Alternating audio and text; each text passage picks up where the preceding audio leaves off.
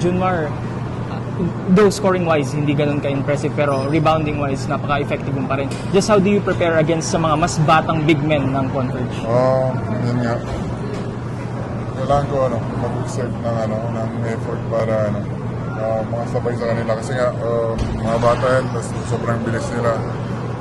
Yung energy nila, sobrang taas ng energy nila. So,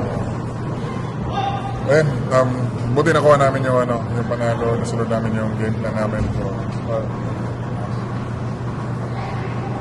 So yeah. Junmar, 21 rebounds, 10 assists. May conscious effort ba sa'yo na yung teammates mo yung gawin mo ng play, sila yung makascore kaysa sa sarili mo? Kasi sobrang dami na namin scorer. So yung pinasok sa coach, lahat scorer yan eh. Yung kulang sa grupo na yung parang role player. So pwede ko i-feel yung cup na yan, yung role na yan, yung role player na yung score naman nila, score ko na rin eh. So score na rin ng team eh. So ayun, yun yung buti nakuha namin yung panalo.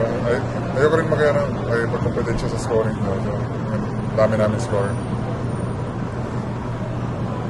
Junmar, second half, nakaalagwa na ang San Miguel, pero napaka-tight nung first two quarters. Ano ba yung pinaka-binago nyo in that halftime huddle?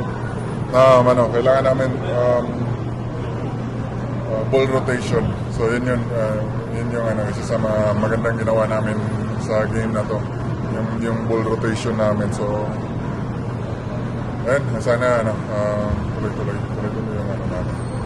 Kasi paano na eh, parang pa-push siya sa middle ng conference. So Thank you. Thank you, Junmar.